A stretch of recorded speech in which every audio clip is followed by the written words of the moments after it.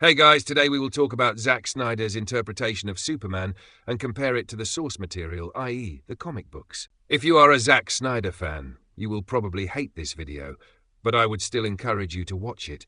And if you still hate what I'm saying, leave a dislike or at least tell me why I was wrong.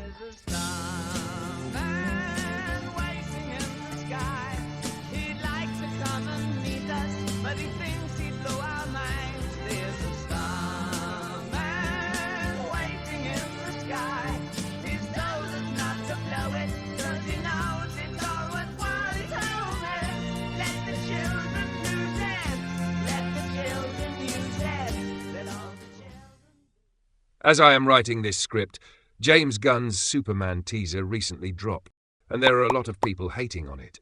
They want Snyder's interpretation of the character, which is incredibly dumb. Don't get me wrong, Man of Steel was a great movie. It had good writing, incredible characters, and really great action, but with one teeny-tiny flaw. That man in the blue and red suit flying in the sky in the movie is not fucking Superman. Superman is a character who is all-powerful yet completely pure of heart. He is the ultimate good guy, the symbol of hope and justice. This is completely different from Snyder's interpretation of the superhero. Near the beginning of the movie, Jonathan Kent tells Clark he shouldn't have saved the bus full of drowning children. Let that sink in. The character known for teaching the American way to his son is telling him that he should have let the kids die. And people say Darth Vader was a horrible father. Been a lot of talk, not much of it good. Had to put a slap on Ben Farnsworth on account he said you looked the fool. I did, Pa. They sucker punched you. Sucker teleported, technically. So even Smallville's rooting for the elite. Now, just the loud, angry, and stupid. Come on, it's not that simple. I don't think that I make them feel safe anymore. The way I do things. Clark, when people are scared, they have a tendency to hop on a bandwagon before they see who's driving it. But when they wise up, and believe me, they will, what matters is that you'll be there for them, leading by example, just like always. Truth, justice, and the American way. It ain't broke, so don't fix it. Clark's goodness comes from how he was raised. His morals, his sense of justice, and how he views humanity were all passed on to him by Jonathan, a simple farmer who just wants to teach his son to do the right thing. And here he is telling Clark to let kids die?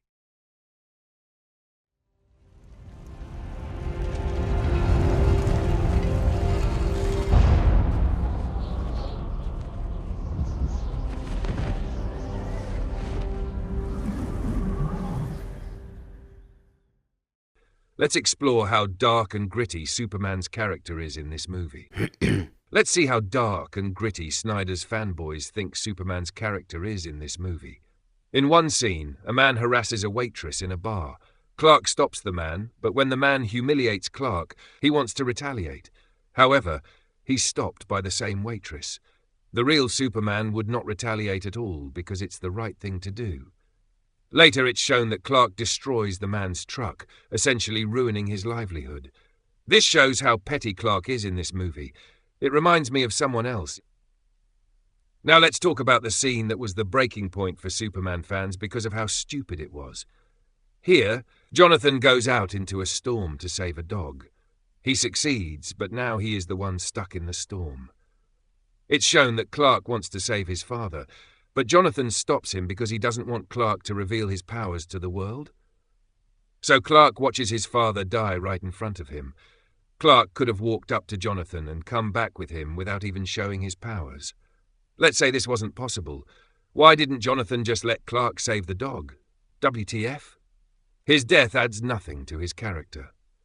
Why did Snyder put this stupid scene in the first place? To understand this, we have to revisit the scene where Jonathan tells Clark that maybe he should let the children die.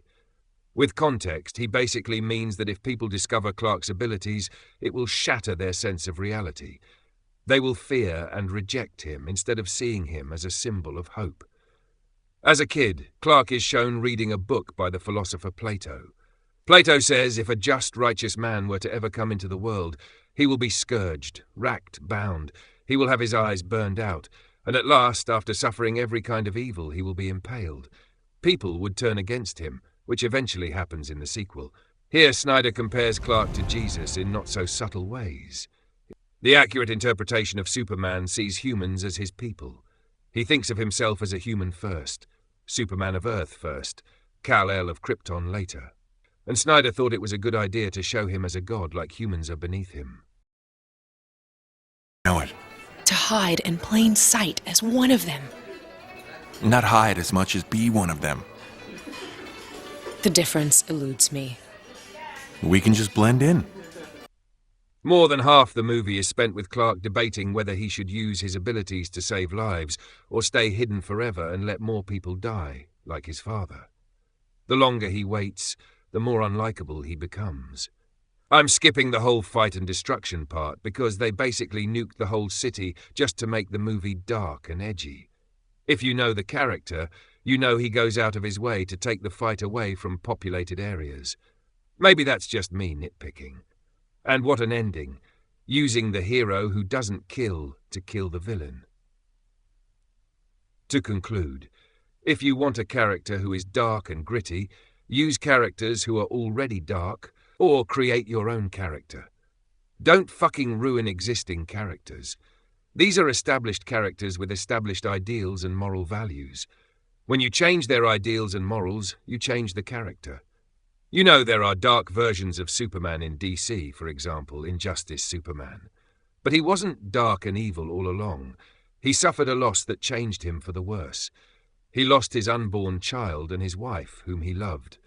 That's what made him the way he was. Another example, when Harvey Dent becomes Two-Face in The Dark Knight. He was the white knight who always did the right thing. He was the best of them all. But he changed because of what the Joker did to his girlfriend Rachel.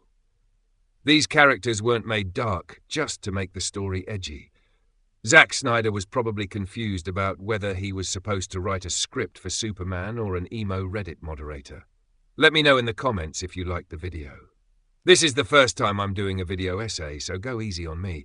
I'm going to make a part 2 of this video about Snyder's interpretation of Batman. And as always, thanks for watching.